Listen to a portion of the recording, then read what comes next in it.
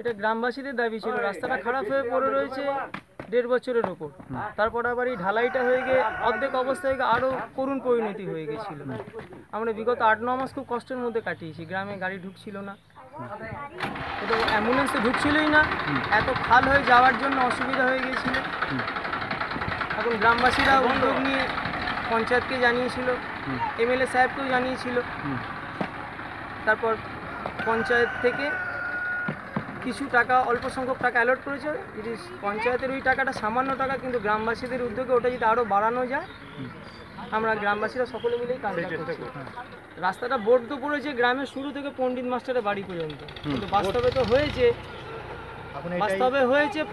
হয়তো ওই 40 কি 60 মিটার মতো, 40 মিটারের মতো। পুরো রাস্তাটাই বেহাল, পুরো গ্রামের রাস্তাটাই বেহাল। রাস্তাটা হওয়ার কথা ছিল, একদম আমরা বহুবার করেছি, কিন্তু কোনো এক অজানা কারণে, যে কোনো কারণে হোক, বাকলসা কেন, বন্ডুল 1 নম্বর অঞ্চলে অনেক গ্রামেরই রাস্তা হাল খুবই খারাপ, খুব করুণ পরিণতি, 2-1টা সংসদ ছাড়া। এই নলেজটা বিধায়কের কানে যাওয়াতে, বিডিওর কানে যাওয়াতে, বিধায়ক সাহেব নিজে উদ্যোগে পঞ্চায়েতকে ধীরে ধীরে মানুষের স্বার্থে কাজ করতে বলেছেন।